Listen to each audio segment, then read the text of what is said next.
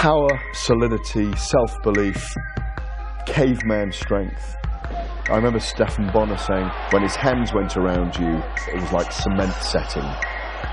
He was a big star and a champion in the sport of MMA before it became really mainstream. And if he was in his prime today, Hammer Coleman would be a superstar. Hammer Coleman's probably the one guy that makes me look like I have finesse. His physique enables him to get people to the ground, get them in a dominant position, and pound away at them. And he becomes known as the Godfather of Ground and Pound. You can call Coleman one-dimensional if you want, but Coleman was a guy that you couldn't stop. You knew he was going to try to take you down, you just couldn't stop him. In his time, he was the toughest dude out there.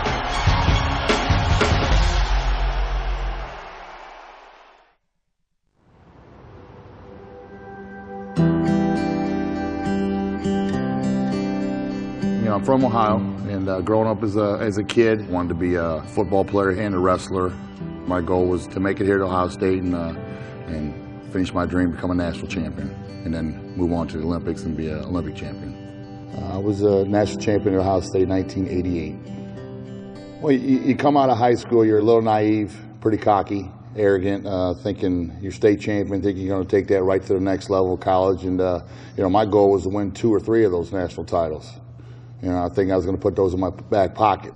I found out, how hard it is to become a national champion. There is only one. At that point, that was the highlight of my sports athletic career, for sure. And then in the early 90s, he's one of the greatest wrestlers in the world. Gold medals in the Pan American Championships, a silver medal in the World Championships. And in 1992, he goes to the Olympics and he gets 7th place. The Olympics in '92 was big letdown. I felt like I let a lot of people down. You have a bad day, you got 4 more years to the next Olympics. I put my whole life into becoming an Olympic champion, and it just wasn't meant to be. Honestly, I didn't handle it very good mentally. And for a while there, I did get off course, but I did have my eye on a new sport on TV called the Ultimate Fighting Championship. I just couldn't believe it when I saw it. I just was so excited, hoping it was real. I knew immediately if this was real, I got to find a way to get on there. This is what I want to do. It did go to the '96 Olympic trials. I lost in the semifinals, and the '96 dream was over. And I wasn't sure what I was going to do, just waiting, trying to figure out how to get on that TV show. I knew I needed to be in that cage. There was a guy at the Olympic trials, came up to me with a contract real quick, and he shoved the contract in my face. He shoved it in my face and 2 other wrestlers that lost that day. I convinced him that I whooped those 2 guys' ass, and I was the man for the job. And where do I sign? I should have probably read it, but it didn't matter. He told me in 30 days you're going to be in UFC 10. There I am, walking in the ring UFC 10, and it's real. It was real. So he gets his opportunity in July 1996 in Birmingham, Alabama, and in this sport, he realizes very quickly that he can begin to reach the elite level that he really wants to get to. In the beginning days of UFC, you had a bunch of fighters representing their individual style of fighting. Your karate guys, your jiu-jitsu guys, your boxers, your wrestlers, and everybody was representing their individual sports. I didn't really feel wrestling got much credit back in the day. I think we were not even considered a martial art. We knew that wrestlers were the toughest out there. I just knew that I was going to be able to take people down on the ground, do some damage, pound them out, and that was the style that I created, and it worked very effective for me. His wrestling was so good, he seemingly just took opponents down at will, and that's the key to him dominating them in those early fights. You got to walk into that ring with confidence, and the only way to get the confidence is by training hard. That's how you get rid of the fear. That's how you deal with the fear, because there is fear involved. But you deal with that by training hard, preparing for the win, preparing to be a champion, and then that's what I do. He was one of the first good wrestlers in UFC, and he was able to, out-wrestle everyone and get them down and just pound them, literally ground and pound. Big punch by Coleman to the face of Orenstein. Coleman lands a barrage of right hands. So in the final, he faces UFC Tournament 8 winner Don Frye, already considered a formidable wrestler himself, and Coleman now raises the bar. Well, the first fight with Down Fry, it was the third fight of the night, and fortunately for me, the first two went real well. And as a wrestler, we used to going 4 or 5 matches in a day. So for me, it was good. I felt better going into the finals than I did the first 2 fights. A nice little warm-up, but there's no way you can prepare yourself how it feels, what exactly it takes until you get to the 11-minute mark with Down Fry. Coleman backs up Fry into the fence and lands a right hand, a couple more. You smashed him up, and he's still sitting there kicking, looking at the ref saying, I'm fine. You know, you have some concerns because I didn't have a lot of finishing holds. My finishing hold was to get the guy to quit, and then there was no quitting Down Fry. Fortunately, Big John stepped in and pulled me off. That's going to be it. We've got a new champion. That was one great moment, but I tell you what, I was tired. I'd never been through something like that in my life. I had my arm raised. I knew, you know, my life was going to change a little bit right there, and it did. So at this point, the Hammer gets the biggest opportunity of his career so far, the chance to fight for the first UFC heavyweight title against a man who's already a star, Dan Severn, who's the UFC Super Fight heavyweight champion at the time. Here comes Mark Coleman, undefeated in the Octagon. This one to decide the ultimate warrior on the planet. Dan to beat Severn was a big, strong wrestler, you know, limited striking skills. I felt like I was the better wrestler, and I felt like I was the better striker, and I felt like I outworked him. I kind of felt like he was mine that night. And that's Coleman shoved him out of it, and Severn tapped out, and Coleman is on fire. What that victory gave him was his first big paycheck, but also, of course, he's got the fame, he's in the spotlight, he's being glorified. It went to his head. I got that belt from Dan Severn, and my 3rd belt in a row, and as a wrestler, you don't get fanfare. You don't get all the pub, you don't get all the hype, you don't have the check. I didn't handle it very well at all, I'm not going to deny that. Quick as I rose up, the fall was just as fast.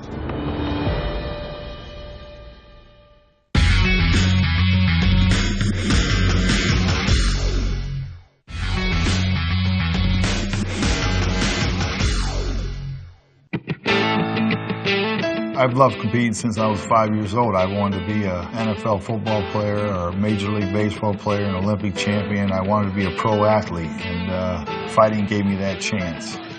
The rise was nice, but the fall was devastating, and it was quick. It was reality.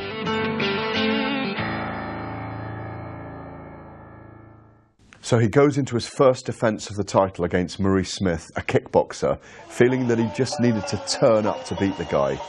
The Maurice Smith fight, I really didn't feel like he had a chance even on my worst day. And that's a big mistake in this sport. You don't disrespect anybody.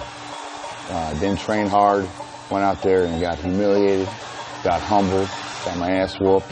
It's no fun getting tired and losing in that case. There's no worse feeling in the world. At that point, given what Coleman had already achieved, this was seen as one of the great upsets in UFC history. Come back and fight Pete Williams maybe a little too early. You thought Coleman would just destroy him at the beginning, and then as the fight went, you realized, oh, he's gassed, he's in trouble. Don't want to make any excuses here, got whooped again. Oh, my goodness! Coleman's down, that's it. And all of a sudden I went from everybody saying I was unbeatable to I'm done, washed up, pretty much everybody. It was that quick. I needed to prove people wrong.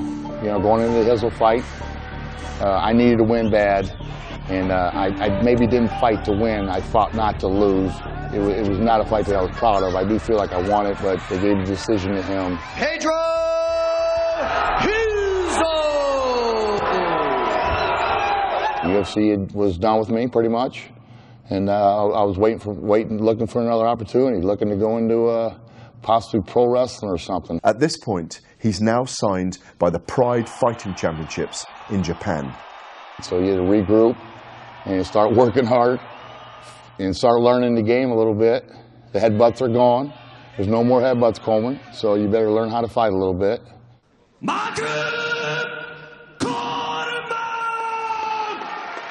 Japan brought me in, probably because I had the belts in the UFC to bring me in. I had a name value. brought me in, and I'm not sure if they wanted me to win or not, but that was my plan. But he's told, we love you as you are, just be exciting, be the Hammer, be the guy who goes out there looking to destroy opponents.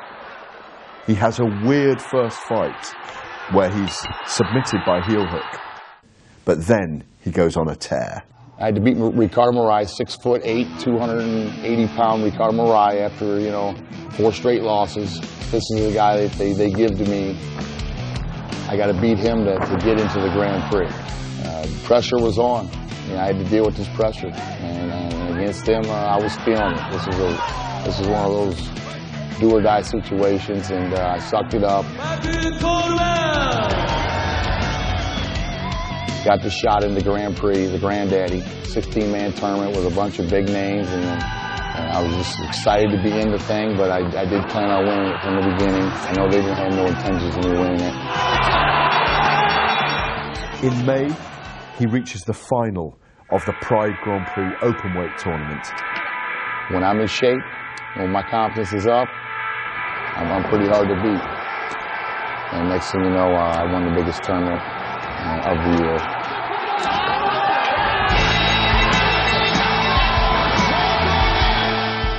Probably the celebration afterwards is talked about more than the fight itself, but that's okay.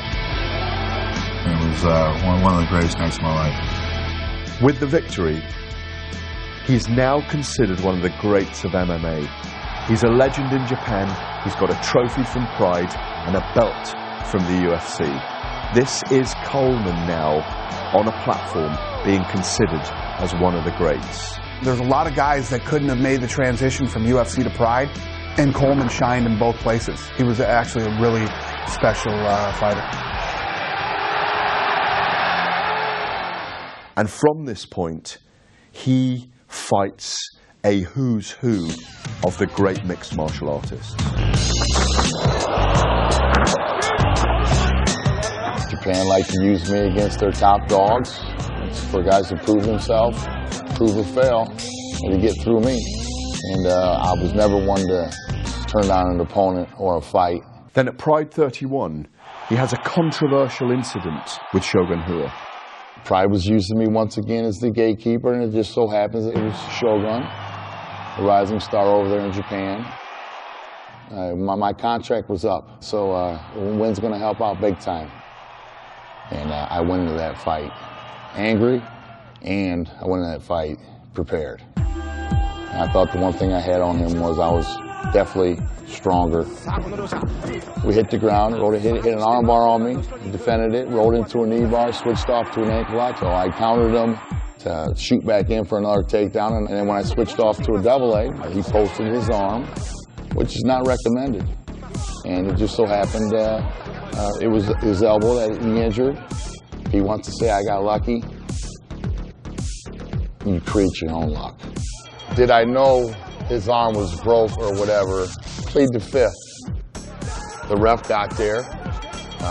He got me off there. I didn't do any damage afterwards, and what took place afterwards was complete emotions taking over. You got the Hammer House, we got our reputation. Shooter Box has a reputation. This was a pretty intense situation. It was a big loss for him, a big win for me. And emotions took over. Shogun's brother jumped in to defend his brother. I didn't back down. Phil Brony, my cornerman, he jumps in the ring. It was on. Silver comes flying in from the stands. He wasn't even in the corner. It shouldn't have happened. It did. Nobody really got hurt. That was fun.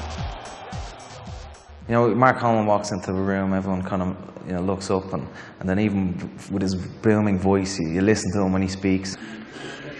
And I got so me, rolling through his ass down. He stuck down below me. I just stood right up on his man. And he started he just wanted to kill me. He couldn't get up. Yeah, no, he's a maniac. He's an absolute maniac. Outside of the Octagon, he's a maniac. I mean, that guy is 100 miles an hour, balls to the wall. He's a guy's guy. What happened? Hell, you seen it? They got a yellow card. Shootbox got a yellow card. Oh, yellow card, thank you. Well, I got sucker punched 2 times out there for no reason. That's Silva, you got one coming. Little ass ninja. You better keep your ass down at 185, buddy. Cheap watch my language, my mom's watching. The few fans that put a little cash on me, all right. And the ones you dumbasses bet your house, too bad. I told you not to bet the house. Don't ever bet the house against me. I bet. I ain't going nowhere. Don't forget my name.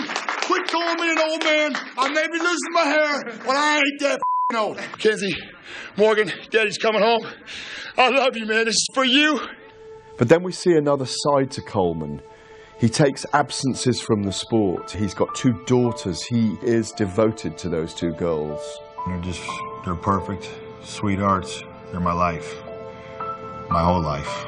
I'm a father first, a fighter second. My daughters parallel my fight career. They were born right when I first started fighting. And it was always so hard just to leave to train, and I really didn't do a good job of it.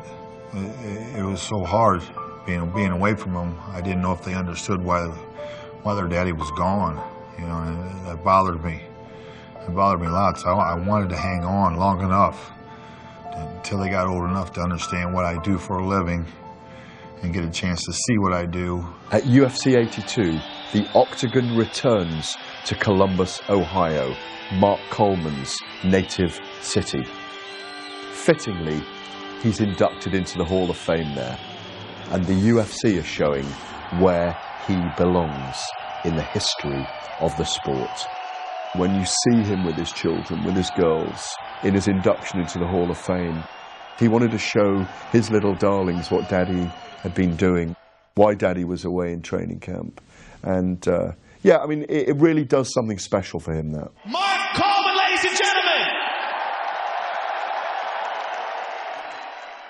When Pride folded, you know, I had opportunities to fight for other companies, but I didn't want to do that. I didn't want to fight for another company. I wanted to fight in the UFC. I waited, and finally I got the call. Even though he's been out for 2 years, he's still a prime attraction for a UFC event against Shogun Rua. It's Dublin, it's UFC 93. Mark the Hammer Coleman, the definition of cage fighter, against Mauricio Shogun Rua. Coleman shows that he's still formidable. He's got him to the ground. He stays with Shogun for most of the fight. Nice takedown for Coleman. Mark Coleman still here in the 3rd round, and he's got a hold of Shogun, and he's got him on his back. But eventually he's worn down and he's stopped. Coleman's in trouble. He's down. It's all over. People are saying at the age of 44, should Coleman be walking away now from the sport? Should he be retiring? But he wants to go out on his own terms. He wants to show he's still got it in him. He's still got the power, the determination, the drive to go on a full training camp. So he agrees to fight Stephan Bonnar on a massive card in 2009. That was a huge fight, UFC 100. The Godfather of Ground and Pound, UFC Hall of Famer, Mark the Hammer Coleman. That was win or go home, and I knew that going into the fight. But I didn't let the pressure get to me. I walked into that fight with a lot of confidence. I knew winning that was going to shut a lot of people up, because not many people gave me a chance. Coleman's on top of him, Mike. Bonner's busted up now, and now Coleman is punishing. Mark the Hammer Coleman has opened up Stephan Bonnar. 44 years old. He'll be 45 in December. And let me tell you something, Mike. If he can keep this going for another 2 minutes, he's going to win this fight. 1 day shy of 13 years ago, Coleman first entered the Octagon. Declaring the winner by unanimous decision, Mark the Hammer Coleman! Coleman, the winner tonight! The victory over Bonnar enabled the UFC to set up a massive fight with Randy Couture. For the first time, the UFC were able to put 2 current Hall of Fame fighters in against each other. Unfortunately, the fight against Randy didn't go his way, and he was submitted by rear naked choke in the 2nd round.